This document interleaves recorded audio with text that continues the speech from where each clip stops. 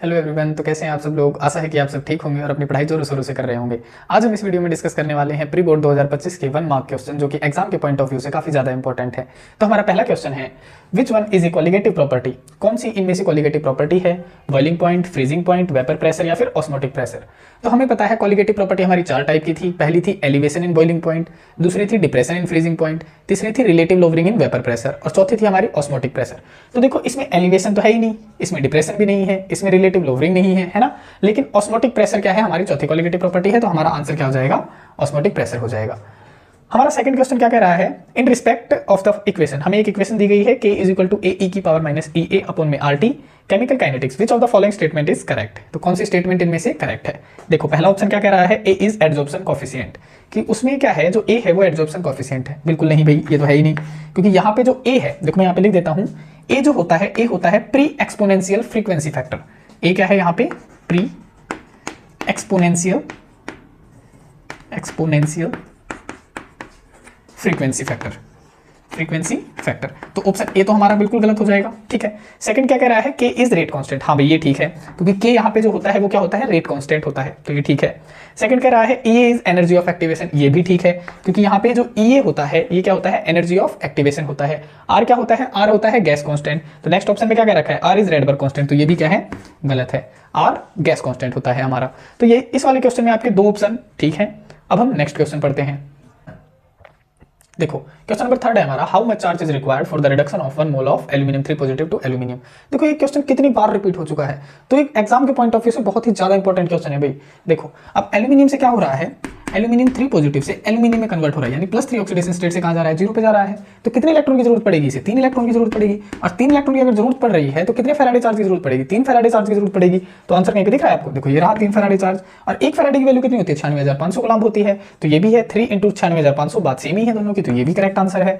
तो correct option क्या हो जाएगा हमारा? Option D, both B and C. अब हमारा नेक्स्ट क्वेश्चन आ जाता है। देखो, which of the following species will impart colour to an aqueous solution, कि ये स्पीसीज दी गई हैं हमें, इनमें से हमें क्या बताना है कि कलर कौन सा स्पीसी इंपार्ट करेगी। अब देखो, कलर वही स्पीसी इंपार्ट करेगी जिसके पास, जो क्या करेगी, डीडी ट्रांजिशन करेगी। और डीडी ट्रांजिशन कौन करता है? जिसके पास में अनपेयर्ड नंबर ऑफ इलेक्ट्रॉन होते हैं। तो देखो, टाइटेनियम कितने नंबर पे आता है? टाइटेनियम में आता है 22वें नंबर पे, है ना।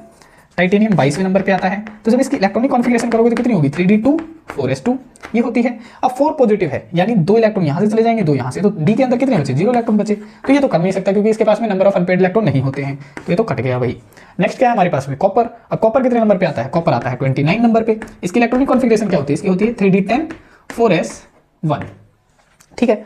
अब देखो, कॉपर कितना है? +1 ऑक्सीडेशन स्टेट शो कर रहा है, तो +1 से क्या होगा, यहां से एक इलेक्ट्रॉन चला गया। अब डी के पास में कितने इलेक्ट्रॉन है? D10 है, तो वो तो पहले से ही स्टेबल है, वो अपनी स्टेबिलिटी को लूज नहीं करना चाहेगा, तो ये भी कलर इंपार्ट नहीं करेगा। तो ये भी ऑप्शन क्या हो जाएगा हमारा? गलत हो जाएगा।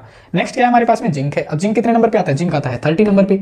तो इसकी इलेक्ट्रॉनिक कॉन्फ़िगरेशन क्या होती है? 3d10 4s2 होती है। अब देखो, 2 पॉजिटिव शो कर रहा है, तो 2 इलेक्ट्रॉन यहां से चले गए, है ना। बचे कितने डी के अंदर? फिर से 10 इलेक्ट्रॉन बच गए। तो वो क्या होते हैं? जो फुल्ली फिल्ड ऑर्बिटल होते हैं वो स्टेबल होते हैं, तो ये अपनी स्टेबिलिटी लूज नहीं करेगा। तो ये भी ऑप्शन क्या हो जाएगा हमारा? गलत हो जाएगा। नेक्स्ट क्या है? क्रोमियम। अब क्रोमियम कितने नंबर पे आता है? क्रोमियम आता है 24 नंबर पे। इलेक्ट्रॉनिक कॉन्फ़िगरेशन क्या बनती है? 3d5 4s1 इसकी इलेक्ट्रॉनिक कॉन्फ़िगरेशन होती है। अब देखो, +3 ऑक्सीडेशन स्टेट शो कर रहा है, मतलब क्या है, एक इलेक्ट्रॉन यहां से चला जाएगा, 2 यहां से चले जाएंगे, तो डी के अंदर कितने बचे? डी के अंदर 3 अनपेयर्ड इलेक्ट्रॉन बचे हैं। तो ये क्या करेगा? ये कलर इंपार्ट कर सकता है, क्योंकि इसके पास में अनपेयर्ड इलेक्ट्रॉन है, तो ये डी ट्रांजिशन शो करेगा। तो करेक्ट ऑप्शन क्या हो जाएगा हमारा? Option number D. अब हम नेक्स्ट क्वेश्चन पढ़ते हैं। क्वेश्चन नंबर 5 है हमारा, the primary secondary valency of platinum. देखो, इसमें हमें बताना है कि प्राइमरी और सेकेंडरी वैलेंसी कौन सी है। तो प्राइमरी वैलेंसी क्या होती है? प्राइमरी वैलेंसी होती है ऑक्सीडेशन नंबर। ऑक्सीडेशन नंबर को हम क्या कहते हैं? प्राइमरी वैलेंसी कहते हैं। और सेकेंडरी वैलेंसी क्या होती है? ये होती है हमारी कोऑर्डिनेशन नंबर। Coordination number. अब देखो, कोऑर्डिनेशन नंबर यहाँ पे कितना दिखाई दे रहा है? देखो, 2 तो क्लोरीन अटैच है, तो 2 तो इसका हो गया। ये क्या है? ये है बाइडेंडेट लिगेंड, मतलब एक लिगेंड 2 कोऑर्डिनेट बॉन्ड बनाता है। तो कितना हो गया? 2 दूनी 4 तो इसके हो गए और 2 इसके। तो सेकेंडरी वैलेंसी तो हमें पता चल गया कि सेकेंडरी वैलेंसी कितनी है? 6 है। ठीक है। लेकिन प्राइमरी वैलेंसी कैसे पता चलेगा? इसकी तो हमें ऑक्सीडेशन नंबर निकालना पड़ेगा। तो देखो कैसे निकालेंगे, जिसका भी हमें निकालना होता है उसको हम क्या मान लेते हैं? एक्स मान लेते हैं। तो एक्स मान लिया, ठीक है। प्लस में क्लोरीन का कितना होता है? 2 क्लोरीन अटैच है, तो प्लस में 2 क्लोरीन लगा दिया। एक क्लोरीन के ऊपर कितना चार्ज होता है? -1, तो -1 लगा दिया। ठीक है। एन क्या है हमारा? न्यूट्रल लिगेंड होता है, इसका कोई चार्ज नहीं होता है, तो +2 × में 0 आ गया। और बराबर में क्या होता है? जो भी इस पूरे उसके ऊपर जो चार्ज होता है वो बराबर में लिखा जाता है, तो बराबर में आ गया 2। तो देखो, x - 2 = 2, x = 2 + 2 = 4। तो प्लेटिनम के ऊपर कितनी ऑक्सीडेशन स्टेट है? तो 4। तो प्राइमरी वैलेंसी कितनी आ गई? 4 आ गई। तो देख लो ऑप्शन में 4 और 6 कहाँ है? 4 एंड 4 ये भी नहीं है, 4 एंड 6 ये हो गया भाई। तो ये हमारा क्या है, करेक्ट आंसर है। बाकी सारे मैच भी नहीं खा रहे।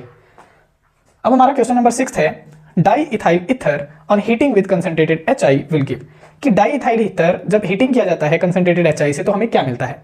तो सबसे पहले हम रिएक्शन बना लेते हैं। देखो डाई इथाइल ईथर का फॉर्मूला क्या होता है, इसका फॉर्मूला होता है C2H5O C2H5, ये होता है डाइथाइल ईथर का फॉर्मूला। जब ये कंसंट्रेटेड HI के साथ में रिएक्शन करता है तो देखो इसके ऊपर पॉजिटिव चार्ज होता है, इसके ऊपर नेगेटिव चार्ज होता है ना।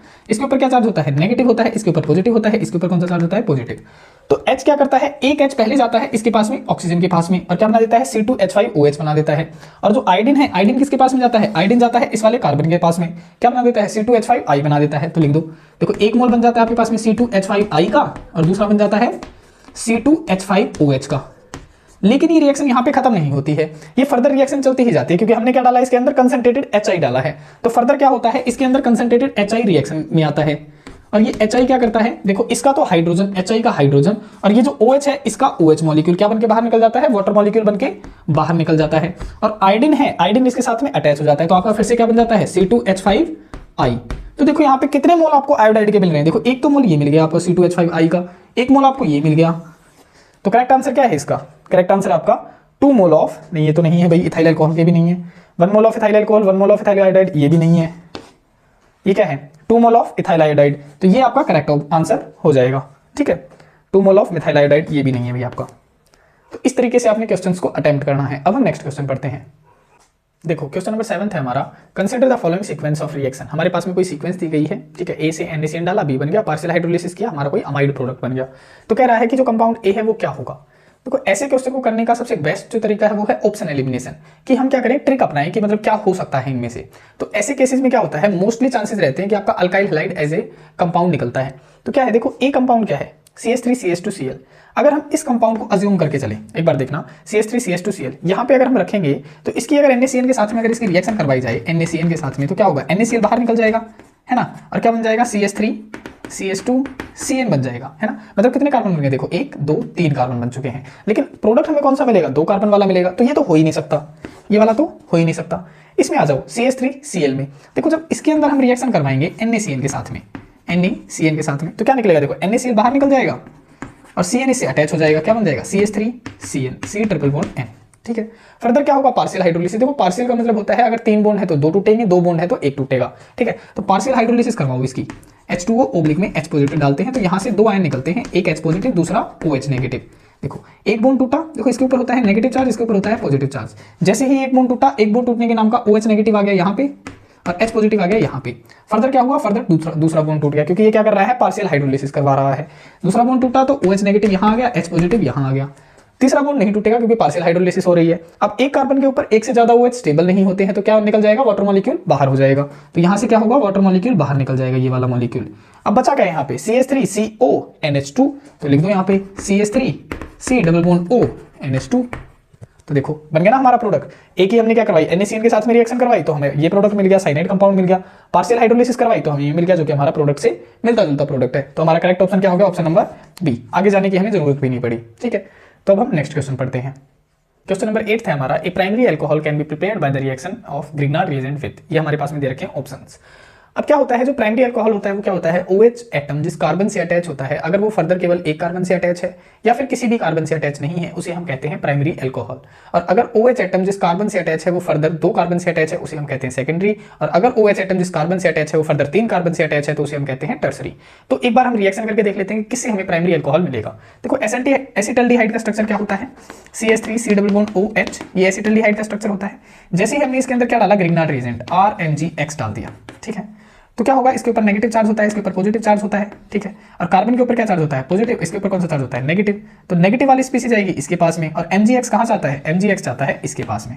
तो क्या बन जाता है, देखो CH3C, यहाँ पे जुड़ गया R ग्रुप, यहाँ पे H एज इट इज था, यहाँ पे जुड़ गया OMgX, ठीक है। फर्दर इसकी हाइड्रोलिसिस करवाई जाती है, H2O ओब्लिक में H पॉजिटिव, यहाँ से 2 आयन निकलते हैं, एक H पॉजिटिव दूसरा OH नेगेटिव।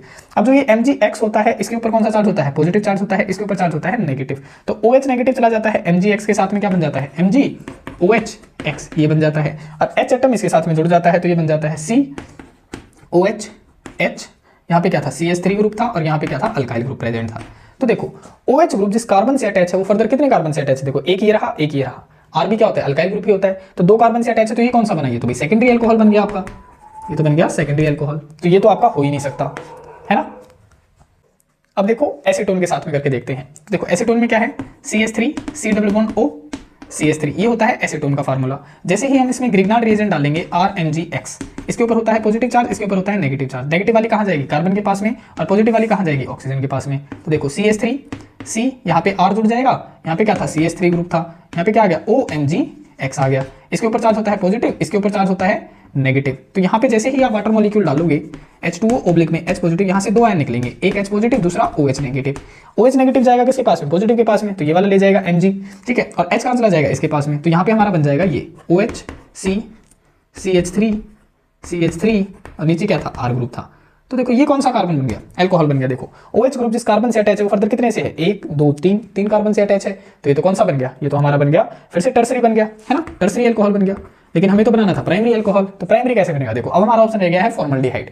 इसके साथ में और करके देख लेते हैं, HC डबल बॉन्ड OH, ये है हमारे पास में।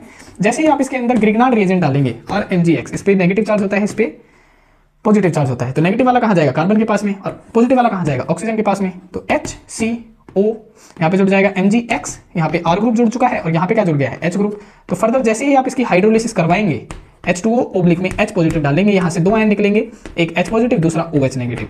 अब देखो OH नेगेटिव तो MgX के साथ में चला जाएगा, H कहाँ चला जाएगा, H चला जाएगा OH के पास में, तो क्या बन जाएगा आपका H, यहाँ पे H C, ऊपर क्या आ गया OH, यहाँ पे क्या है H, और यहाँ पे क्या जुड़ गया, अल्काइल ग्रुप जुड़ गया।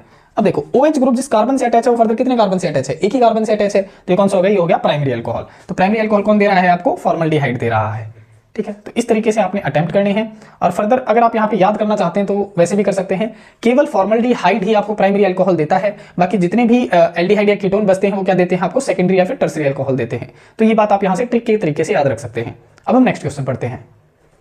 देखो क्वेश्चन नंबर 9 है हमारा, the presence of 5 alcoholic group in glucose is established by it's reaction with. कह रहा है कि जो ग्लूकोज के अंदर 5 OH ग्रुप हैं उनकी प्रेजेंस मतलब किसने आइडेंटिफाई की थी कि हाँ भाई उसके अंदर 5 OH ग्रुप होते हैं। तो देखो सबसे पहला है हमारा HI के साथ में रिएक्शन। इसने क्या बताया था, इसने हमें बताया था कि ग्लूकोज के अंदर 6 कार्बन एटम होते हैं और 6 के 6 किसके अंदर होते हैं, एक सिंगल चेन के द्वारा अरेंज होते हैं। तो ये तो है नहीं भाई, इसने तो नहीं बताया था। इसने क्या बताया था, ब्रोमीन वाटर ने, इसने बताया था कि उसके अंदर क्या होता है, कार्बोनिल ग्रुप होता है, या फिर वो कार्बोनिल ग्रुप क्या होता है, एल्डिहाइडिक ग्रुप होता है, तो उसने इसके बारे में बताया था। उसने भी नहीं बताया था OH ग्रुप के बारे में। कंसंट्रेटेड HNO3 ने क्या बताया था, इसने बताया था कि जो OH ग्रुप होते हैं उनमें 2 टाइप के ग्रुप प्रेजेंट है, प्राइमरी भी है और सेकेंडरी भी है। तो इसने तो इनके बारे में बताया था, लेकिन नंबर के बारे में नहीं बताया था, तो ये भी नहीं है। इसने क्या बताया था, एसिटिक अनहाइड्राइड ने जब इसकी रिएक्शन चलवाई गई थी तो इसने हमें पेंटा एस्टर बना के दिया था, जिससे हमें क्या पता चला था कि उसके अंदर 5 OH ग्रुप प्रेजेंट है। तो हमारा करेक्ट आंसर क्या जाएगा, ऑप्शन नंबर C। अब हम नेक्स्ट क्वेश्चन पढ़ते हैं। देखो क्वेश्चन नंबर 10 है हमारा, 40% aqueous solution of formaldehyde is known as.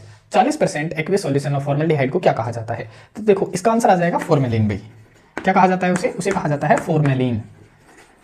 Formalin अगर आपसे पूछ लिया जाए कि फॉर्मेलिन किस में इस्तेमाल किया जाता है तो आप कहेंगे किसी स्पेसिमेन को प्रिजर्व करने के लिए इसका इस्तेमाल किया जाता है, ठीक है। क्वेश्चन नंबर 11 क्या है हमारा, carbolic acid is the common name of. देखो कार्बोलिक एसिड किसका कॉमन नेम होता है, ये होता है हमारे फिनॉल का कॉमन नेम, ठीक है। तो इसका आंसर क्या आ जाएगा, फिनॉल। या फिर अगर आपसे ये पूछ लिया जाता कि बेंजीनॉल किसका कॉमन नेम है, तो वो भी फिनॉल का ही होता है भाई। तो मैं यहाँ पे लिख देता हूँ बेंजीनॉल, ये भी फिनॉल का ही कॉमन नेम होता है, ठीक है। क्वेश्चन नंबर 12 क्या है आपका, the structure which determine the sequence of various amino acid in polypeptide chain is. देखो प्रोटीन बनाने में हेल्प कौन करता है, प्रोटीन बनाने में हेल्प करता है आपका आरएनए, ठीक है। आरएनए क्या करता है, आरएनए ही मतलब उसकी इंफॉर्मेशन कैरी करता है कि कौन सा प्रोटीन बनवाना है, कौन सा प्रोटीन नहीं बनवाना है, ठीक है। तो ये कौन कैरी करता है, वो इंफॉर्मेशन वो कैरी करता है आरएनए, और उस इंफॉर्मेशन को क्या नाम दिया जाता है, जेनेटिक कोड उसे कहा जाता है। तो कौन डिटरमाइन करता है, इसका आंसर आ जाएगा आपका जेनेटिक कोड। आंसर आ जाएगा आपका जेनेटिक कोड। अब हम नेक्स्ट क्वेश्चन पढ़ते हैं। देखो क्वेश्चन नंबर 13 है हमारा, why lower alcohols are soluble in water. कि जो लोअर अल्कोहल्स होते हैं वो सॉल्युबल क्यों होते हैं वाटर में। देखो सॉल्युबिलिटी का अगर कंसेप्ट आता है तो सिंपल सी बात क्या है कि वाटर मॉलिक्यूल के साथ में हाइड्रोजन बॉन्डिंग बनाता होगा, इसीलिए वो सॉल्युबल होगा। तो आप रीजन क्या लिखेंगे, इसका आंसर में लिखेंगे because lower alcohols form hydrogen bonding with the water molecule